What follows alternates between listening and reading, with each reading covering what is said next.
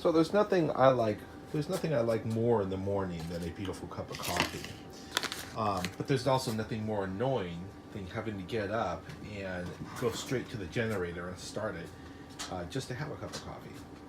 So I have tried Via, Instant Via. I've tried instant coffee, and nothing really compares to just a good old-fashioned cup of coffee.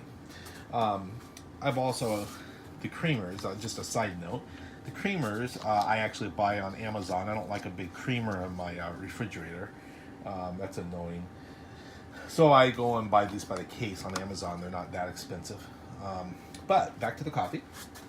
So what I do is I just boil a pot of coffee in the morning, so I don't have to start my generator, or a pot of water. And then I got what we call a French press. This is not something that's commonly used in the United States. I didn't learn about it until I was looking for an alternative to coffee. But basically, it's a glass tube, and I put about 5 heaping spoonfuls of coffee in there. I like my coffee strong. And then it also comes with a plunger, okay? It has a fine mesh on the bottom, and it's a plunger, and all you do is take the boiling water here, and you pour it in. You pour it in.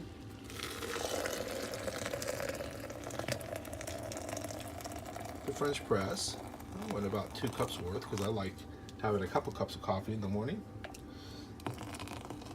And you let it steep for a short time. You don't want to steep it too long. You put the lid on to keep the heat in. You don't want to steep it too long because it'll get bitter.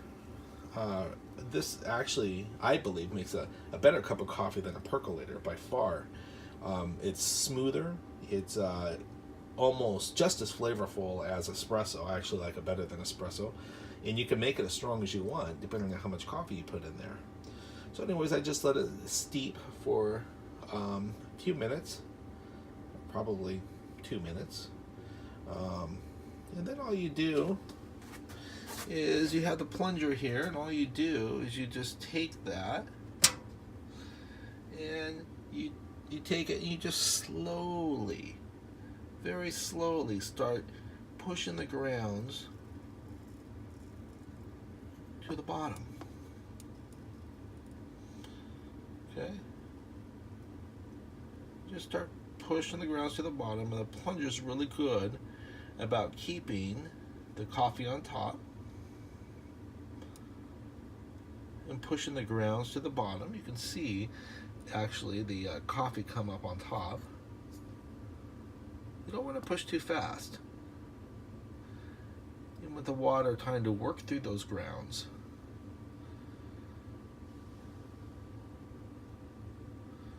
And just push it down. The only negative about the French press in an RV is that if I'm boondocking, I don't usually have a lot of water, and it's a little bit of a nuisance to clean rather than just throwing out a coffee filter, but it's not that big a deal. So I have all the coffee on top, and all the grounds are smushed to the bottom. And it's a beautiful cup, and all you do is just fill your cup. That's it. Let's take it over here in the light so we can see it a little bit better. So all you do is take your coffee and you turn this so I have it so it pours. And all you do is pour yourself a beautiful cup of coffee in the morning. Nothing is better. Well, there you go. I hope that gives you some ideas for making coffee, making a little bit easier and more convenient in the morning when you're boondocking.